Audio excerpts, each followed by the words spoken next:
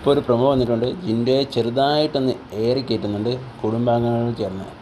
ലാലേട്ടൻ വന്നിട്ട് ചോദിക്കുന്നുണ്ട് കഴിഞ്ഞ ആഴ്ചത്തെ ക്യാപ്റ്റൻസി എങ്ങനെ ഉണ്ടായിരുന്നെന്ന്. അപ്പോൾ കുടുംബാംഗങ്ങൾ ഓരോരുത്തരായിട്ട് തങ്ങളുടെ അഭിപ്രായം ലാലേട്ടനോട് പറയുകയാണ്.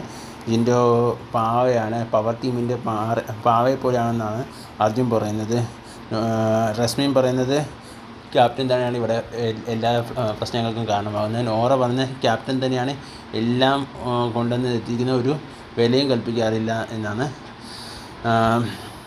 ബാക്കിയുള്ളവർ പിന്നെ ഈ ചോദിക്കുന്നവരൊക്കെ ജിൻഡോയ്ക്ക് എതിരായിട്ട് നിൽക്കുന്ന ആൾക്കാരാണ്. പിന്നെ ശ്രീലേഖ പറഞ്ഞതാണ് ഇത്രയും വെറും ബോറിംഗ് ആയിരുന്നെന്നാണ് പറയുന്നത്. ജിൻഡോ ആകെപ്പാടെ പെട്ടിരിക്കുവാണ്. ചെറിയ രീതി ഏറിക്കയറി, പക്ഷേ എന്ത് ചെയ്യാനാ, ക്യാപ്റ്റൻ എന്ന് പറയുന്ന അവസ്ഥ തന്നെ വളരെ മോശം പിടിച്ച അവസ്ഥയാണ്. ഏത് ഒരാൾ ക്യാപ്റ്റൻ ആയാലും